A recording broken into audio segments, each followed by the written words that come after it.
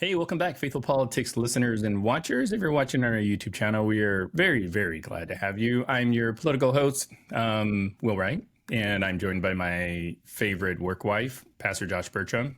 How's it going, Josh? Doing well, thanks, Will. And joining us today is Kurt Kelly. He's a Republican and former Florida state rep. Oh, and Jennifer Webb, who is a Democrat and the first out lesbian elected to Florida's legislature. And this duo isn't the kind of pair you expect to team up in today's political climate, but they've worked together on a few important issues like the voter confidence tour and their work with the Sunshine 100 Network, which we're going to learn a lot more about today, and built a partnership rooted in civility, truth, and the hard work of democracy, very similar to what Josh and I are doing. And we're just so glad to have them here with us today. Welcome to the show, you both. Well, thank you. We appreciate it. We're looking forward to this conversation. Yeah. So I probably did a very poor job, giving each of your bios and CVs. So I want to give you both a little bit of opportunity to talk about your history, your politics, and then we'll come back and talk a little bit more about like how you guys actually met each other. So why don't we go first with you, Kurt? Like who is Kurt Kelly? Well, thank you for asking. And guys, I'll put my best foot forward, I hope. I'm born and raised in Florida.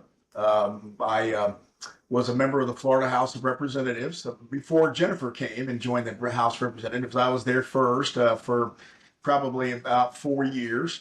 And I ran for Congress, didn't win that. I want to say thank God. As it worked out, I'm involved. I run one of the largest, well, the largest organization that deals with abused, abandoned, neglected children in Florida. I run the Florida Coalition for Children. That's my day job. But I've been very active in politics. I'm a graduate of Florida State University, got a master's degree from the University of South Florida in adult education administration. And I also went to Southeastern Baptist Theological Seminary. I'm an ordained pastor, although I don't pastor today, but I'm always in the ministry. And that's kind of the terminology that I use when I do this. This is a day-to-day ministry involved in community. I'm very active in my local community, but communities all over the state of Florida.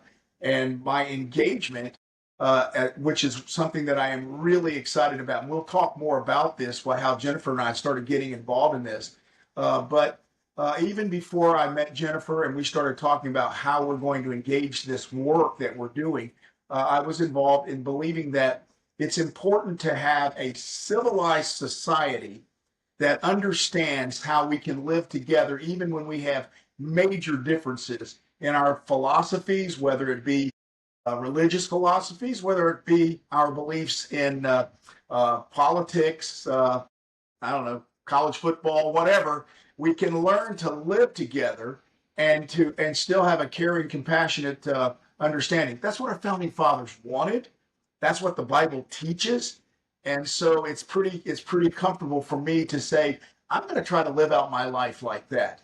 And then when I got to meet Jennifer, we got to practically begin to engage this together. So I'll turn it over. So I hope that gives you enough, a little bit. By the way, I have a beautiful wife. I have two great kids. Both of them are married. I have grandkids.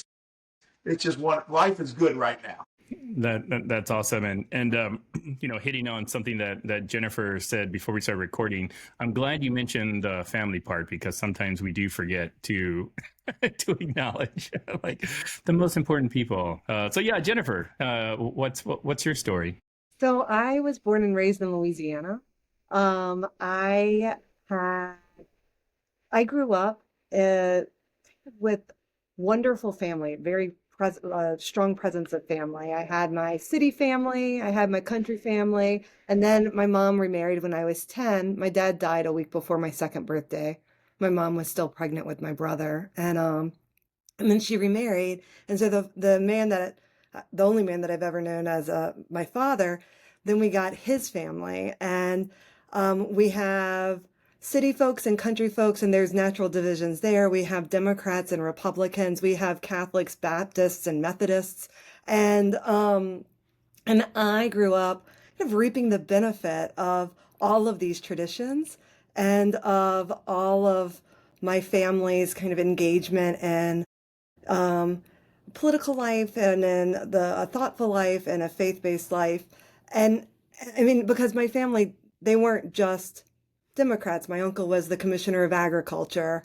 My cousin married the Republican governor's son. Like we have very strong kind of passions in these areas, and yet family is always the most important thing. And so I brought that with me up to Massachusetts, where I lived for about a decade with my my sweetheart, who became my wife up there. And then we moved back down to Florida. I'm an anthropologist by training. I got recruited to the University of South Florida. I think when you grow up at the intersection of so many different traditions, you don't take any one for granted, and you become a kind of a researcher of what makes of how people come together across difference and how people distance themselves based on their own position. And so that led me into anthropology. I am a cultural anthropologist. I actually study how, like, the state and policy and funding impacts our day-to-day experience of the worlds that we live in. And now I run an organization where what I do is, if there's a problem that's like really sticky that people are anxious about, whether it be reducing the number of opioid overdose deaths in a region or making sure our elections don't devolve into partisan violence, I'm somebody that you pull in to try and to try and get a coalition together to move towards a shared common goal. And that's what I bring to this work. I actually, through one of my clients in the behavioral health space, I met Kurt's sister and have worked closely. Well, actually, I met Natalie when I was a legislator, but we worked really. I knew her for a long time. I actually didn't meet Kurt through his sister. I met him through a mutual friend who I reached out to, who's the head of the now retired head of Florida Tax Watch, who, when I said, Dominic, I need a good Republican to partner with me on this project, and somebody who's actually recognized as a Republican by his own, like by other Republicans. And he said, oh, you need to reach out to Kurt. I'll connect you. And it's been a blessing ever since that Kurt said yes, because of those connections like that keep us on a path of mutual respect and love and wanting genuinely what's best for one another and celebrating in each other's, you know, arrival of grandchildren, and then also, holding space for when things aren't going well, or when there is stuff going on in our personal life. So I feel really grateful to serve with Kurt, and Kurt and I serve on this project with a third co-lead, Lisa Lorenzo, who Kurt found, and she's a Republican community leader, a beautiful person from down in South Florida. So What I love about your story, Jennifer, your and Kurt's story, is it mirrors our story a lot, and in a lot of different ways. I'll give you just kind of the Reader's Digest version. I had this idea to do a podcast called Faithful Politics. I am a Democrat. I follow politics really closely, but I wanted somebody that was a conservative, and I wanted somebody that was a person of faith. So I had met. I met Josh because he preached at a church that we were attending, and then I saw him later at a friend's house and just asked him, like, hey, do you want to be my co-host for this podcast? And mind you, like, I had only known the guy for, I don't know, maybe a few hours and just had a sense. And then we launched this thing, and 5 years later, here we are. And it sounds like similarly, that was kind of like your guys' experience. So I'm curious, like, when you all first started working together, like, what was kind of going in the back of your heads? And I'll go to you first, Curtis. Like, oh man, here's this person I don't even know. They come to me with a completely new set of political ideas and ways that they feel the country can be better. Like what was that like? I'm just curious. Yeah, and it's interesting. Jennifer mentioned that the CEO and president of TaxWatch, a conservative organization, but they're very much in the economic world, all of that type of stuff in the state of Florida. And I've known this gentleman for 40 years, so I mean I've known him a long time. And frankly, he and I have had multiple conversations about making sure that the securing the blessings of liberty to ourselves and our next and our posterity, that the next generation understands what it means to engage government the right way, even at TaxWatch, and they established a program there, and I was involved with that a little bit. And he and I would have a lot of conversations. I wouldn't even say that we philosophically agree on everything all the time. In fact, that's the beautiful thing I've learned is that you can't agree with somebody 100% of the time, anyone. And we tend to try to pigeonhole ourselves into everyone believes like I believe. Well, no, they don't. And so the reality is I trusted him. He called me and said, I'm going to have a young lady call you, former state representative um, uh, Jennifer Webb. And I said, yeah, I remember her. I didn't really work with you, Jennifer, when you were in the legislature much, but I knew who you were. And she called me and we began to talk about this. Our focus initially was around free, fair, safe, and secure elections, but it was dealing with you take a semicolon and say, and the violence that could be around that. And I knew that we watch our television shows depending on your philosophy, and you get kind of caught into that. And we began to talk about what we could do to begin to message and to work together, not just verbally, but message with people who have different perspectives and bringing them together and at least begin to start conversations. I believe the word conversations are important. We've got to learn how to talk to one another, even when and by the way, that does not mean I put my belief systems aside.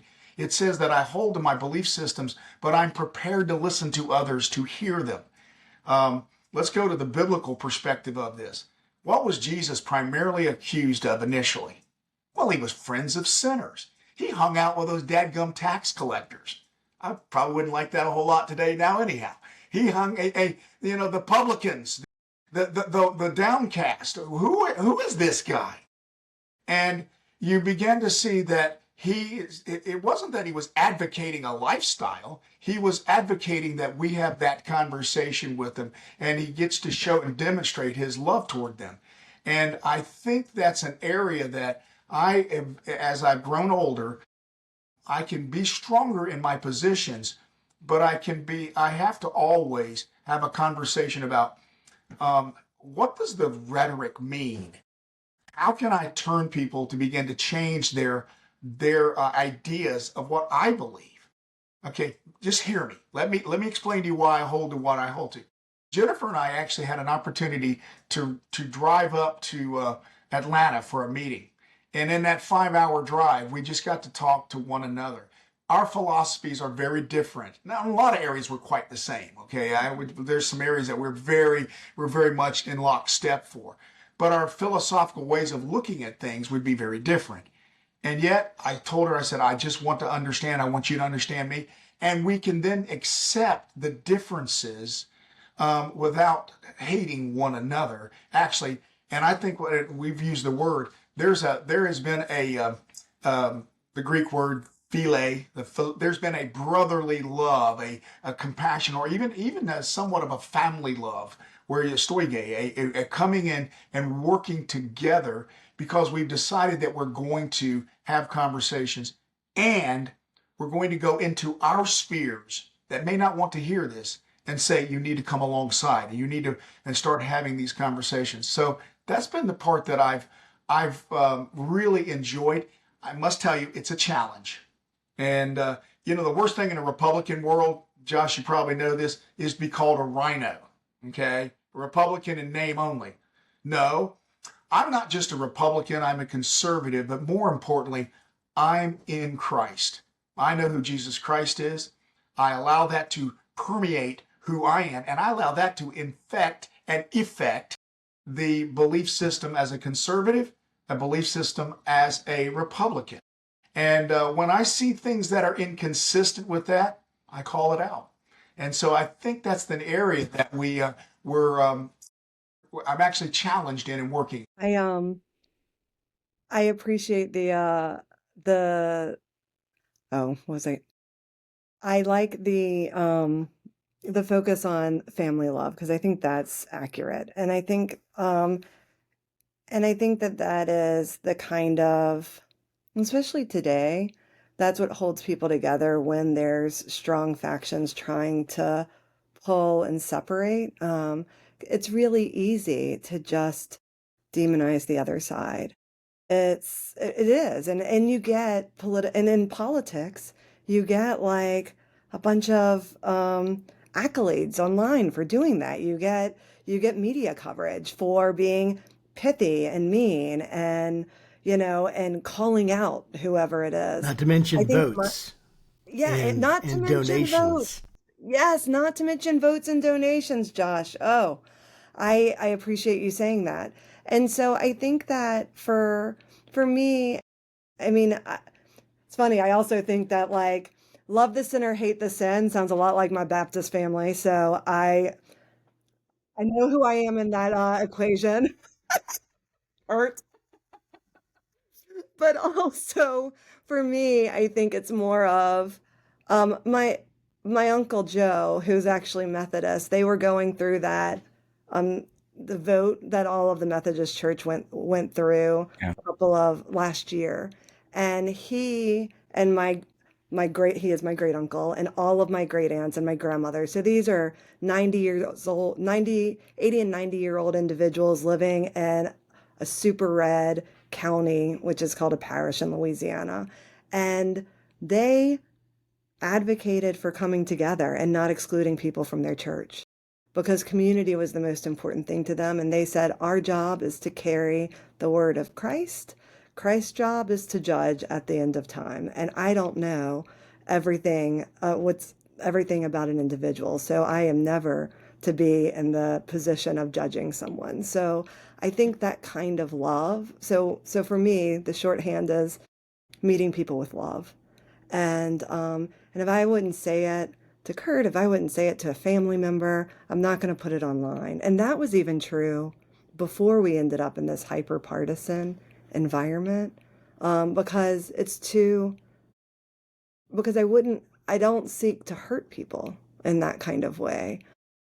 And so I'm very specific if I'm frustrated about something and I own my frustration. Or I try to, I'm imperfect. And I think to answer your question, well, when Kurt and I first started working together, I think my big question was, because it was shortly after, well, it was the same year as the January 6th insurrection or riots, and I I was really curious, like, how do we hold, like, what are the parameters? What do we all have to agree on in order to move this thing forward? How wide can we make it without having the tent fall apart? Because we really do need everyone. And that, I think, for me, I don't want to get into the specifics of January 6th, but it was a moment where people were really wanting to choose sides and wanting everybody around them to choose sides. And I think for my Republican colleagues, they felt this similarly during the George Floyd and Black Lives Matter protests.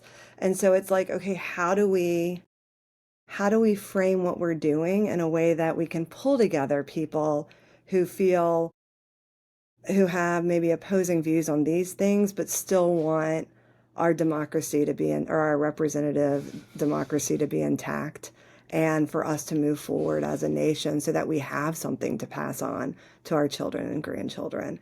And I think that was really at the forefront of my mind when I was introduced to Kurt. And I think that luckily Kurt has a top-notch intellect in addition to being a man of faith. So we could work together to fashion something that worked for very, very different constituencies. I really like that. And as you're talking, I was thinking about how difficult it is to really connect with people once you found out the level of disagreement.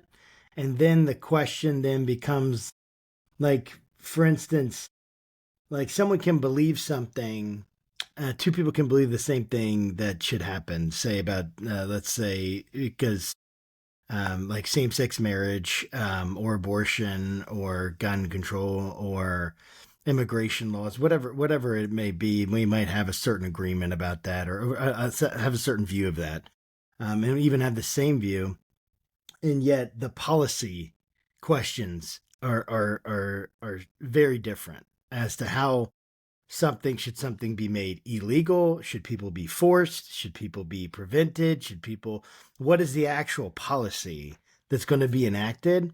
And when someone, it's almost as if sometimes people will look at you and your view and they will think it's not just a view, it's the policy. I think that the way that you want this to be taken, like lived out, is going to harm me, or is going to, and this makes you like how could you think this way, or how could you want something like this to happen to me, when normally people aren't even thinking about policy.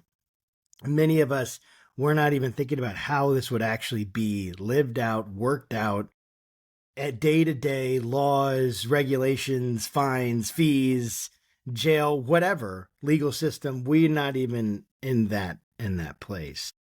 And it's like it can create this like confusion, and this a lot of fear when people have no idea like what this other person is actually willing to allow or willing to put up with, right? And I think that's what's being tested right now.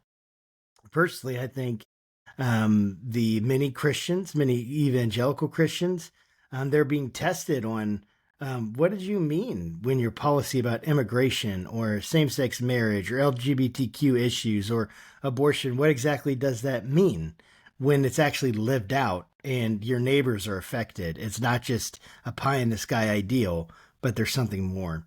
And that's something that I have been like really convicted of and wrestling with and trying to work through on any of these issues that I come across.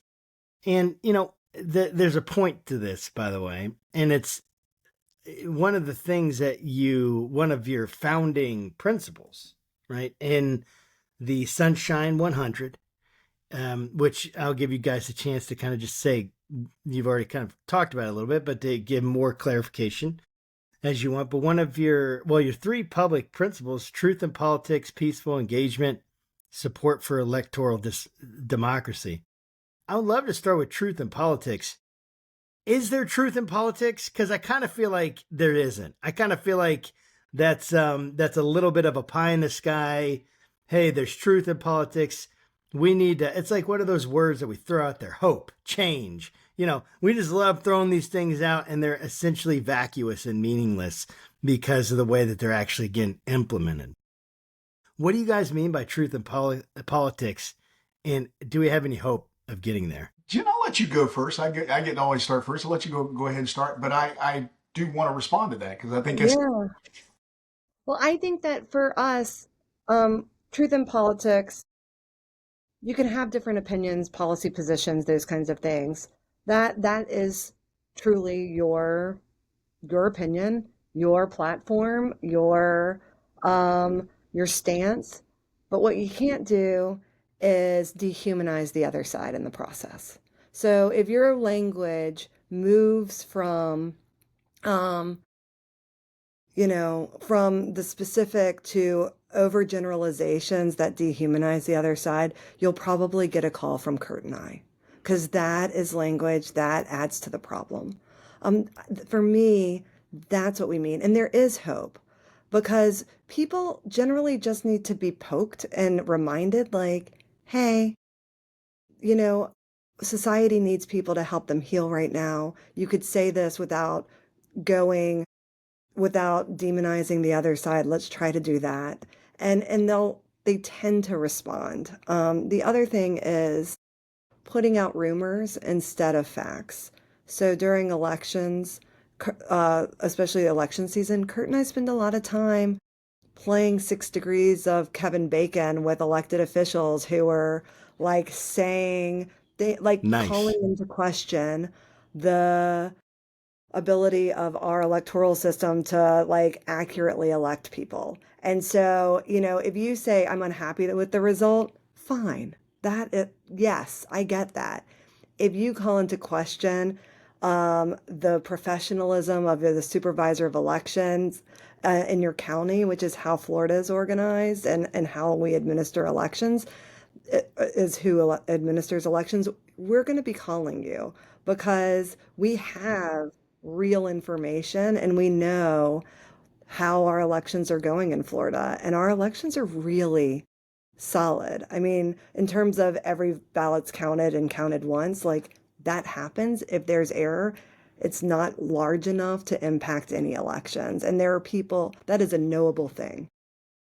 That is a knowable thing and so Kurt and I are here to remind people of that. And they know that. That's what's sometimes frustrating is people know better, but we are here to encourage them to do better. And I'll turn it over to you, Kurt. Yeah, so as you were saying this, I was saying, it's kind of like the truth is, right? Then you put, all right, well, what are we talking about here? A lot of times I have to say the evidence is. We can look at what we believe, and then we try to look at it and say, here's the evidence that your assertion is either relatively validated, it has value, but it's not 100% accurate. And so we talked about election cycles. There was questions about whether things were being done here right in Florida. Now the reality is we've gone through our fights, okay, from way back in 2000 and all of that stuff. But the legislature jumped in and said, we want to try to shore up a lot of these things. Even some folks said, well, I don't think that's a problem. But if enough people think it is a problem, there's a confidence level. And so the legislature began to address with that. I think Florida, for the most part, has it right. If we're human beings, we're never going to get it 100% right. Were there questions in 2020? Yes. Is there questions? Even in the last election, yes, there'll always be that. Those are assertions. We try to address the issues through evidence. But let me back up. Can I say about the Sunshine 100 and what we're doing? So when Jennifer talked to me about this, we said, let's figure out a way to begin to communicate with different groups of folks and bring them together and have conversations. We're going to have conversations through educational processes. So we do a lunch and learn monthly, where we will bring in different perspectives and talk about different things. Some of the best and brightest minds in Florida and in the nation, we invite people to come and join and hear, just like what you're doing on your podcast. And then we often give them time, although we'd like to do more of this, give them time to have a conversation and be able to talk through this. And it's amazing that people were going out there have very different perspectives. But when you bring in an expert to come in and talk about election violence or violence in America, we've got one coming up next week where we're going to be talking about violence in America and in the political realm. And it's a dangerous thing. We're in a dangerous area right now. The reason we even started this was the Carter Center under Jimmy Carter, which, by the way, good Southern Baptist, good guy from Georgia, and I never voted for him. Okay, I'm a Ronald Reagan guy. But he took what he believed and went out all across the world working on emerging democracies and began to see some of the very problems, this polarization and these fightings and all of these things that could bring down the fact that we were trying to get people involved in their government so that you don't have despots and dictators always controlling. We still have them out there all over the world. And so I really respected Jimmy Carter for that. You know what? They looked at America and said, uh-oh, we're beginning to have some issues here. And I think they're right, both left and right. And so that's when they said, we're going to start taking this concept and we're going to bring it to, so I think it's 5, 6, 7 states. We might even expand that a little bit. But Florida was one of those states they said we want to have a conversation around. And they went to Jennifer first, then they came to me, then we brought Lisa in. And it's all around having conversations. Josh, as a pastor, as you are working in your field and you're talking to folks, you have to be able to address people where they are. You have to be able to talk with them. You don't guilt them or shame them. I mean, especially if they're coming to say, I've got a question I want to work with. We want to do the same thing. We're wanting to say, look, we have fundamental differences. I'm not going to shame you over this. I'm going to say, Here's how we work together.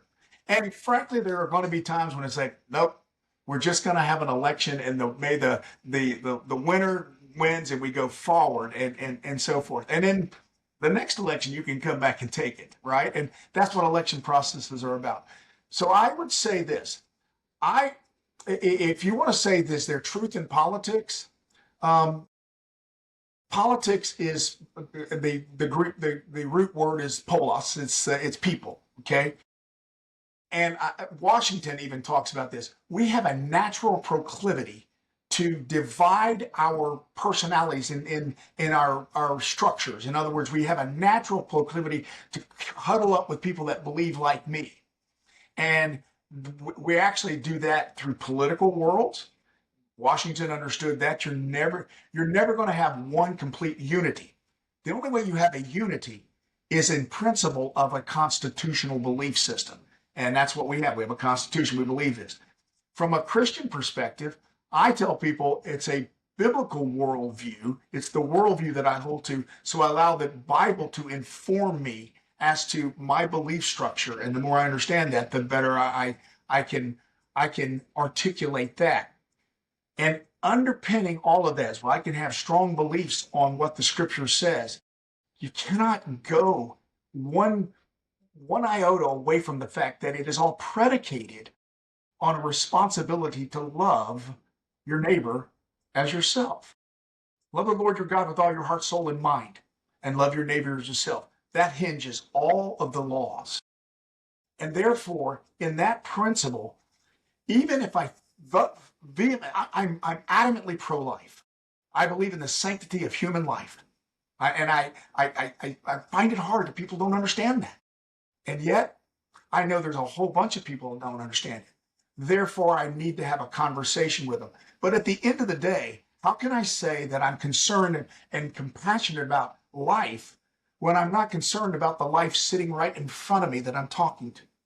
And so I think that becomes the portion that drives me daily and drives me actually in my prayer time to have a loving and forgiving and a compassionate thing for the people in front of me. They are people. So with that said, politics, it's always going to be divided. Always. But listen, I always make a joke about this, but if you think about it, you want to see something that's silly? Think about college football, right? I mean, we are divided. I can't stand LSU. Actually, sorry, That's Jeff. all right. That's all You right. went to That's not LSU. you. I love it. I went to Florida State. We beat you the last 2 times, so I love you. Okay. Just think about that for a second. We divide. Have you watched people at these football games and how angry and hostile and or so in your face celebratory and all that? We tend to divide around things that what we have to look for in a thoughtful, philosophical, and a practical way is how do we find common ground to love someone? In politics itself, in the body politic, in the Florida House example, Jennifer was a Democrat, sat in the back. That's the way we worked. We didn't have the different sides of the aisles. We had front and back, okay? Republicans sat up front, the Democrats sat in the back, and they all huddled up. You'd see them back there huddling up on an issue, and we had our folks huddling up on issues and all of that stuff. The thing I always enjoyed doing was just going back there talking to the folks in the back. I'd sit back there and talk with them. We'd laugh. Why? Because I want to know their philosophy, not so I can beat them. I want the philosophy so we can say, is there an area we can come together on common ground? That is going to have to be what America has to do if we're going to get past the thing that is the next outcropping of this, and that's the violence that comes out of this if we don't. And so I do believe that's the area that the Sunshine 100 is focused on. I'm thankful for Jimmy Carter. I'm thankful for the Carter Center. I'm thankful that they saw the vision to say, even though I don't agree with them a lot of times when they talk about stuff, but I'm thankful that they say, we're going to turn and focus it. And by the way, guess what? They wanted to go get a guy like me that doesn't agree with them. And they want to put us in a position where we are working to bring people together. So truth in politics, maybe. Truth in the fact that we should be loving one another. If you are a Christian and you're listening to this podcast, I want to share with you. If you're not spending more time on your knees praying for forgiveness of folks that you do not agree with, then you need to check yourself real quick, like, because the scripture does. And so it does for me as well. I really love that. And you know, as you were talking, I was thinking about like areas of differences and how people can like actually better understand each other. So like in Josh and I's example, we also disagree on a variety of different issues. And I would probably say if there's one area that we probably disagree on the most, it'd probably be on abortion. And it's something I think Josh and I both recognize. But we also recognize that there's a lot of opportunity to have revelation if you focus on the nuance. And I think the nuance in the abortion debate is really kind of predicated on, we just don't agree where life begins. Like I don't want to kill babies, you know, I'm very pro-life too. Like, but you know, my pro-lifeness is also colored by, I don't necessarily agree, you know, where life begins in the same way that Josh does. And that's something that probably won't change. It could change, you know, but it's like, we agree killing babies is bad, but when do you call a baby is the disagreement. And I don't know if that'll ever be settled. But, you know, we can work towards helping kids, helping moms, helping, you know, both abortion centers and like crisis pregnancy centers, you know, like, and we can see the value in both of those areas. So I'm curious, like for you, and this question is for you, Jennifer, like where are some areas of common ground you found you could agree with and or work with Kurt in an area that may surprise you or may have surprised you? Well, that's a great question. We were actually having this conversation, Kurt, Lisa, and I, yesterday, maybe 2 days ago, on immigration and deportation. Because so when we started, as Kurt said, we were really focused on free, fair, safe, and secure elections because we had people who were getting to know each other. And we needed to bring them together in a very narrow focus so that they kept showing up. Because what happens is if you feel uncomfortable, you'll just not show up, you know? Or if you don't like the way somebody's talking about something, you just opt out. It's the easiest way. You don't press the start button on your Zoom meeting link. And so how do we make sure that people keep coming back who are Republican and Democrats? Because there's lots of spaces that try to do this that only attract one side or the other. And so it's, and that's not the point, right? Like we can't have conversation across difference if everybody in the room agrees with you. So how do we, so we started very narrow. We started bringing in experts so we could create a shared understanding of a body of knowledge. And I love it. I mean, sometimes we'll bring in someone who I think is going to have a more progressive understanding of something like direct democracy. Totally gave us a conservative, well, like his analysis ended up being far stronger for the conservative argument against direct democracy. I couldn't believe it. It blew my mind. But I was happy to have that because it's like, this is a guy who has studied this topic for 30 years. Like that's what he does. He just pays it. It's not political for him. It is science for him. And so I respect that. I respect experts. And so we bring these folks in. Recently, we've started also creating space for people to have conversations and for people to spin off. And so one of the areas was immigration. Somebody said, you know, we want to start having structured conversations around issues that are politicized, but finding where the parts are that aren't politicized and moving together on that.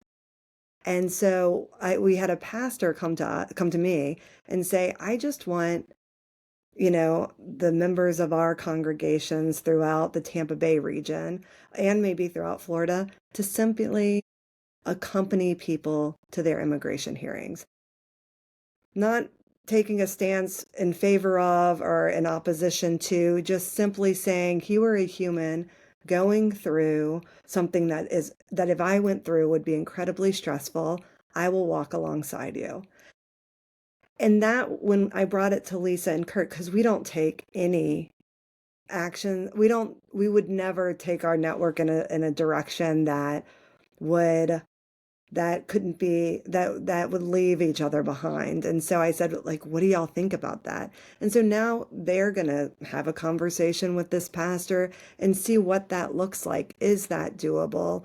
Like, what's the real intention? And we're not, and the cool thing is, after having done this for so many years, we now have a network that's able to kind of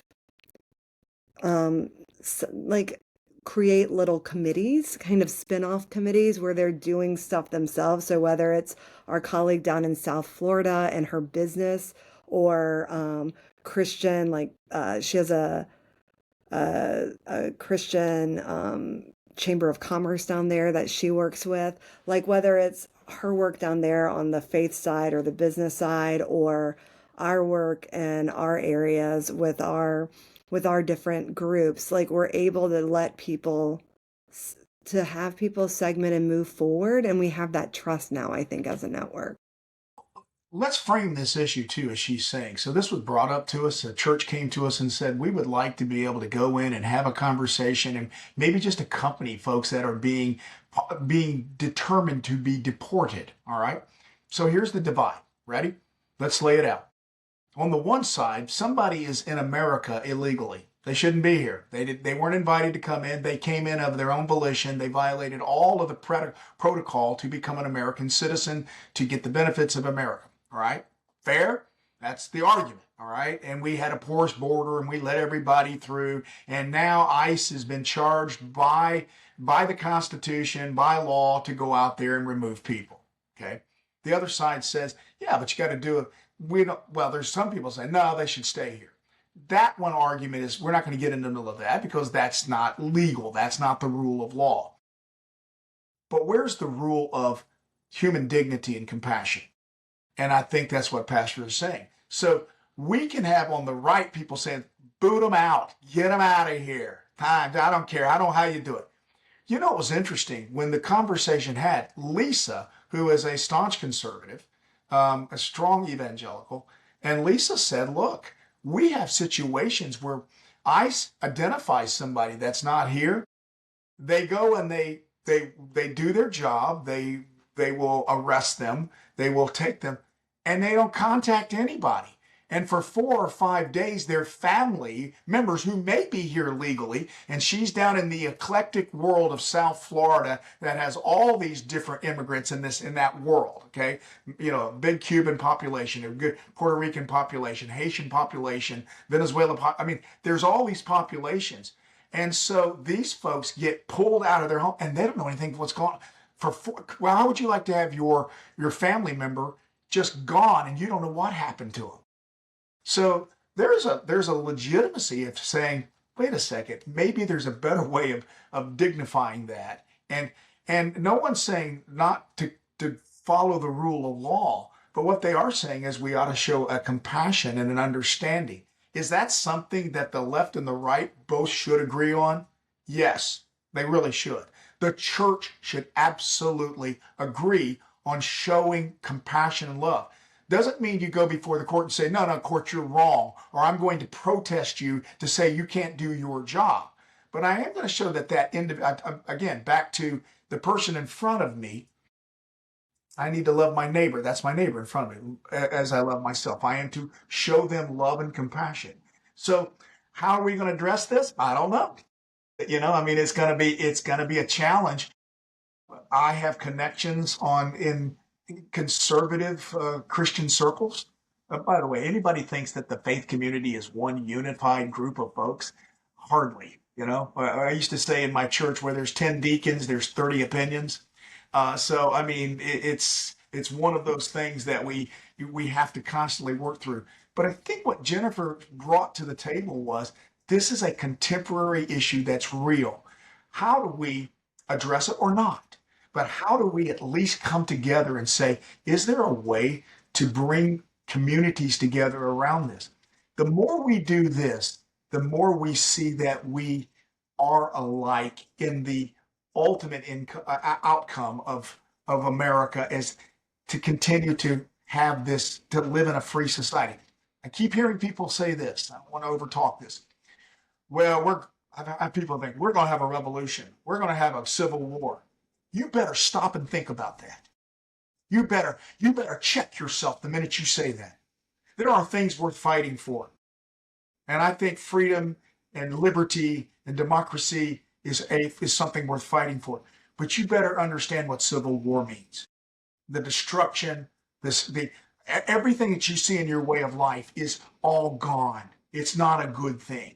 And so the only alternative to a civil war is that we become civil individuals working with each other and start caring about one another and willing to let somebody say, I vehemently disagree with you. You're wrong about this.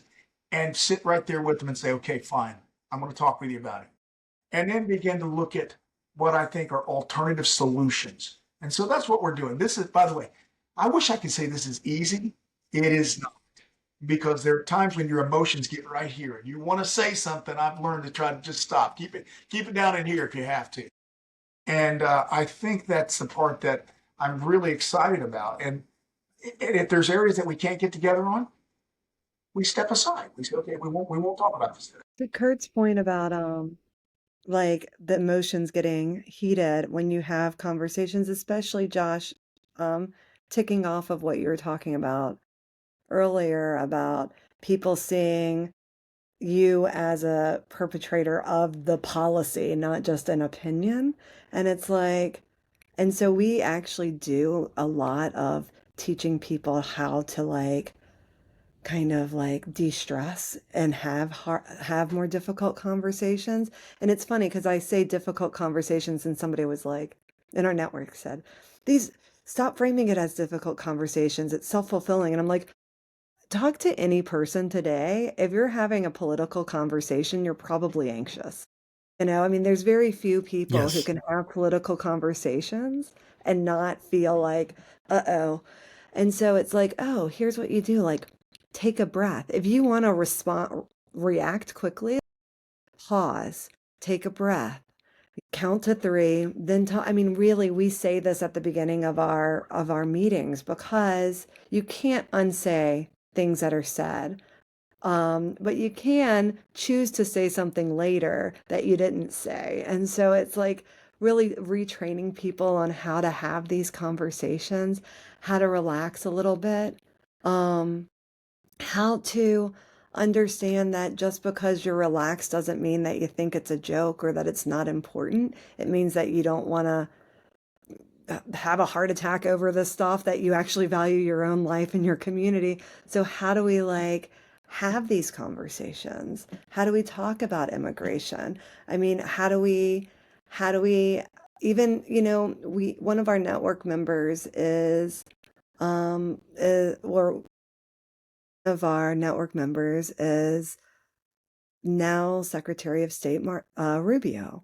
So like people feel very strongly one way or another now about him. He was our state senator, or he was our senator before that, congressman.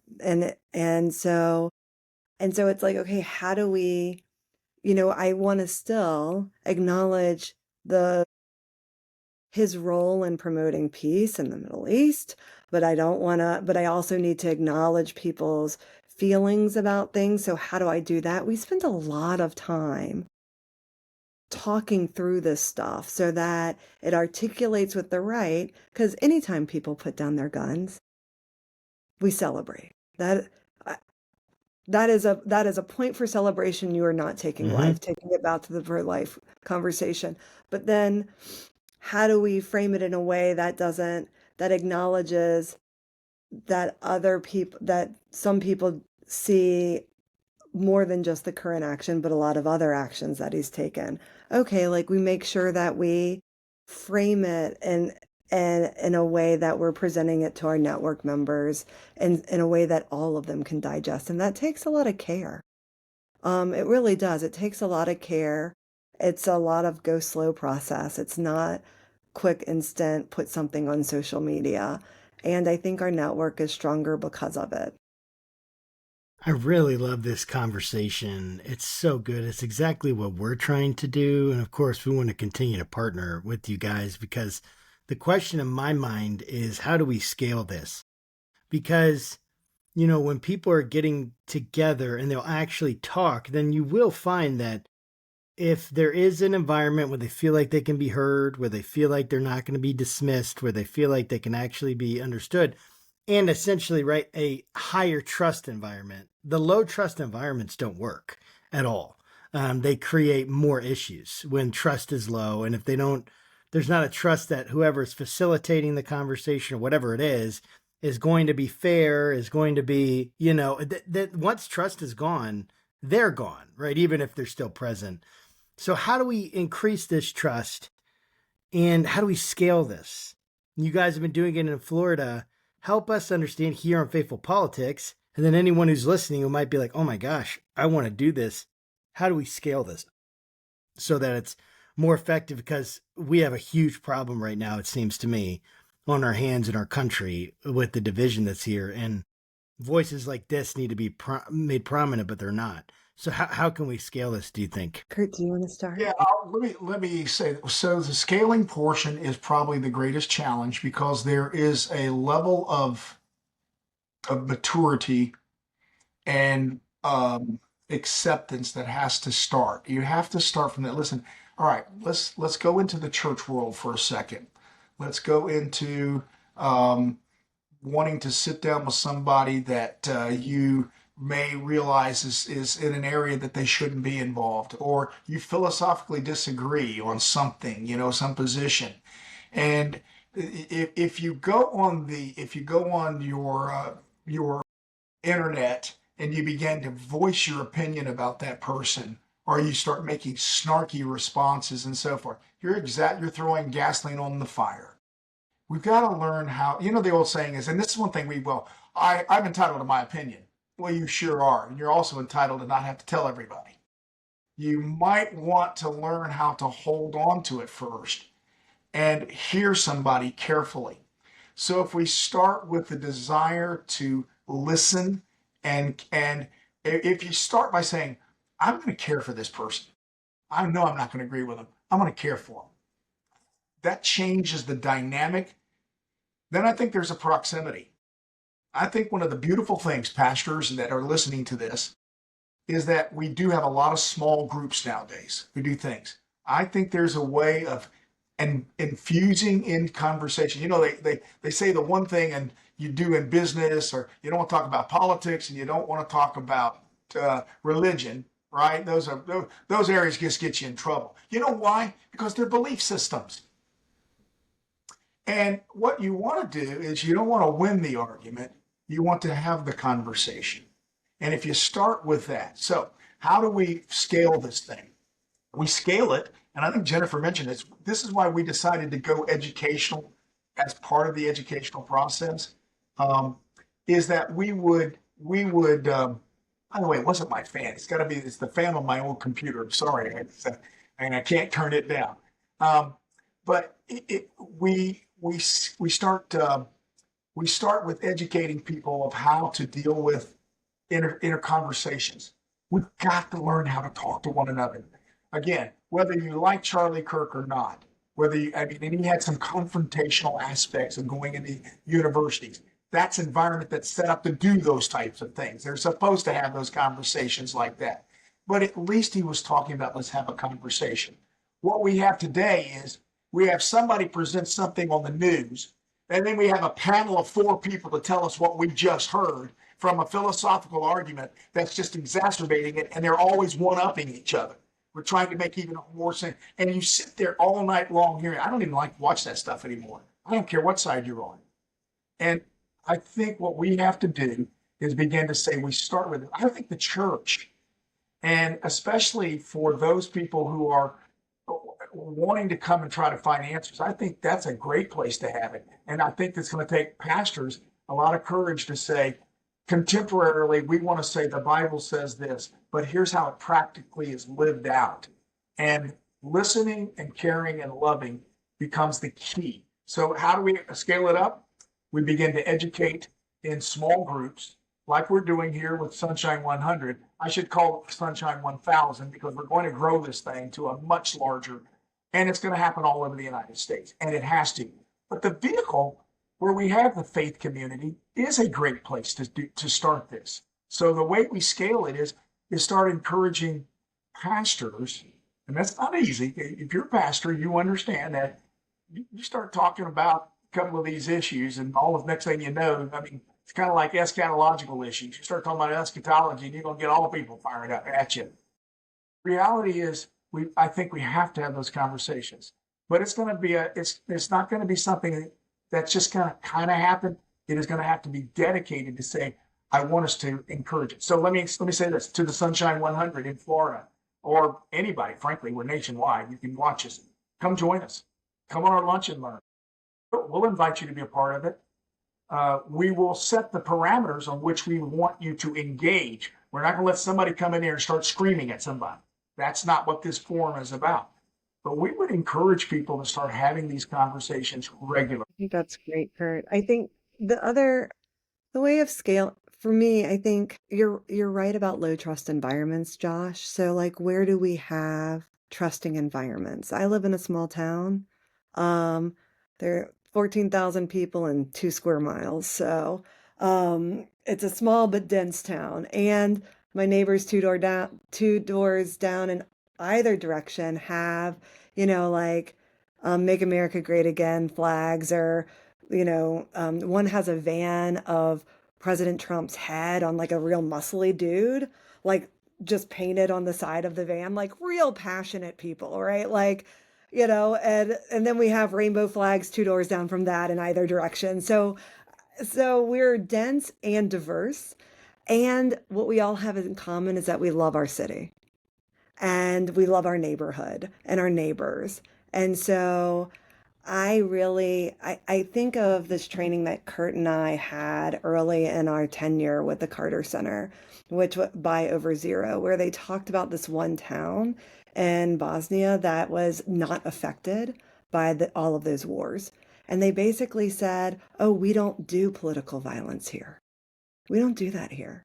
They created a cultural norm. I get chills thinking about this because it's like, oh, can it really be that simple? Like, they just made a commitment, neighbor to neighbor, to say, oh no, we don't do that. We don't do that. Seems like it should be that simple. Right? But I think that if you know people as one another, and if Lisa was on, she beautifully articulates the need for more spaces in which people are connecting outside of politics, as volunteers, as helpers, as poll watch. I mean, like things that are just good civic engagement, good community engagement. And what we do know from all of our, from the census does a like community engagement survey every, I think, 2 years, is that community engagement has dropped very low. And so perhaps the answer isn't how do we keep people from being triggered in political spaces to how do we refocus people's attention back to community. And we're playing around with that right now by creating more spaces in which people can show up as all of them. I'm not just Jennifer, a former elected official who is now the Democratic co-lead for the Carter Center. I am a wife. I am a granddaughter. I am a child. I am an anthropologist. I'm a person in long-term recovery. I am, I have all of these additional parts of myself that I need to bring into this space if I'm serious, because I don't think the answer to our political woes is political. I think it's actually balancing that with other parts of ourselves. So how, as organizers, can we create those opportunities in those spaces. And Kurt mentioned education. I think that's Kurt and I both have a rich life of the mind, and so we do. I mean, I agree with Kurt. I think that getting in people who are, from the universities to share about something they've studied for 20 years and then breaking people out once we have a shared understanding of the facts, because now we have a politicized media outlets that it's hard to get accurate information. So bring them in before, so we have shared facts, so that then we can have discussions based on it. Our colleague Lisa would say, actually, why don't we create spaces where people can connect in service first and then have conversations out of that? So the first thing that you find out about something isn't what their political affiliation is, or what their opinion on abortion or deportation is, but how do you contribute to your community? And I think that we need more opportunities there, because even the literature on peace building and political violence state that so let's say that through my work with Kurt, I understand that people with very different um, political ideology from me aren't terrible people. They're someone that I can get along with. They're somebody who I would want to spend time with. But then I need to be given, so I've broken down that construct in my head. But then I need to be given an opportunity to actually come together with Kurt, to take that 5-hour car ride, to have a dinner, to do something that's not expressly political, because that is hard work. So, I mean, if everything is hard, especially in today's economy where people are having to work 2 and 3 jobs to support their family, like then you're asking them to do something that's just constantly work. Like that's not how we're going to build this. So it needs to be joyful. It needs to be Kurt and I coming together to take a drive instead of take a flight somewhere, because I love a road trip and so does he. Or listening to him sing. He's a great he's a great songwriter and guitar player. Or um I will say that. You don't have to say that. I enjoy you making up songs. Or something fun and silly, something that fills my spirit and makes me feel connected. And so that and the cool thing is that it's scalable because it can be done anywhere. You know what? Social media is not social media. It's not Yeah, social. it's not social. And we've allowed that to interfere with and she's right. People quit coming, people aren't joining the Rotaries and things like that where they used to do all of those things. And so you can get behind the computer screen or your cell phone and you can be isolated, and yet you can go out there and put all these opinions out there and all of this mess. Silly. Let me tell you what we're doing. One of the things that I should mention this. We were on a call. We were actually on a lunch and learn, and we broke into some rooms. And one of the most transparent statements that was made was by one of the ladies that is definitely from the left.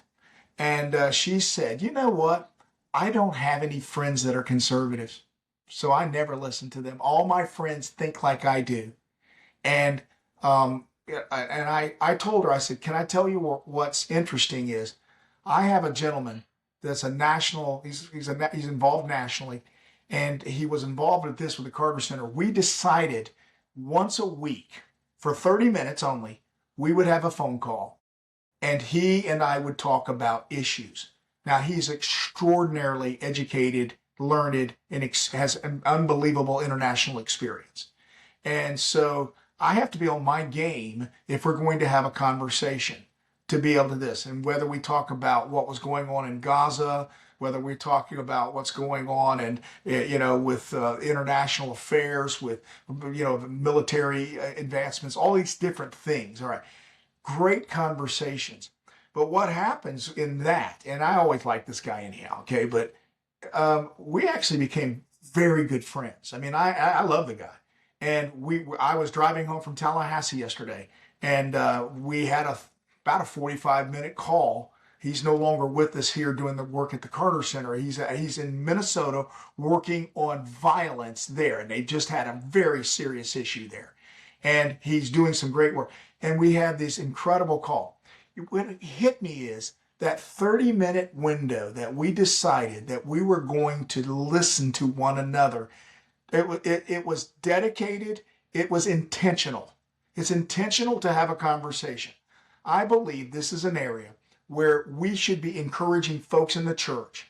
One, become educated. The first thing I would tell people, become an encourager. Start to encourage fun. By the way, go to Ephesians chapter 4 and see that that's what the body of Christ, we're supposed to encourage one another. We're supposed to lift one another up. We're supposed to unify around that. Anyhow, I won't give you a sermon, but I can say encourage, but then begin to educate yourself and how to then have a conversation and find one person that you will pray for and care about and have a conversation with them frequently, once a week, around an issue. If we did this all over the United States, we would, if your podcast would somehow spark something where we would have this kind of conversation. And so that and learn how to talk to one another. Don't try to win a debate. I don't try to win a debate with Nathan. When I talk with him, we're just talking. I have some pretty strong points. He has some pretty strong points. And yet we come to the point saying, well, what if we could do this? That becomes, I think, a real important aspect. You don't have to give up your belief systems. What you do is you have to say, I want to understand and care. And the best way is to start. It really is the best way to start is a one-on-one argument. Not an argument, a conversation. I'm going on mute because my computer's freaking out again. Yeah, I think we're all a little bit concerned that your computer's going to blow up. Yeah, thank you so much, you two. This has been a amazing conversation. But we also want to make sure that our audience has at least some way to connect with you all, get involved. So what are all the good links and places that people can go? You can go, Jennifer, if you want. So you can look up the Florida Sun 100 on Facebook. Even though social media isn't social, we do have a presence there. And then you can connect to our website. You can sign up for Lunch and Learns and find out about them through that Facebook page. If you don't have Facebook, if you just Google Florida Sun 100, Kurt Kelly, Jennifer Webb, it'll pop up. So that's the easiest. I don't even give people addresses anymore. I just say, here's how you Google it, because it's And maybe we'll send you the information so that you can put it up on your screen and so forth, of course. But yeah, we'd love to have you involved in it, and we'd love to continue this conversation on a regular basis, because we might not need to take this much time, but the reality is, I do believe that having the conversations, spreading it across the nation, and getting a larger audience to say the one-on-one conversations, the educational process is all important. It's all part. But it'll all start with this. Take a look at yourself. Go look in the mirror and say, do I really want to secure the blessings of liberty to ourselves and my children and my children's children? I've got children and now I have grandchildren.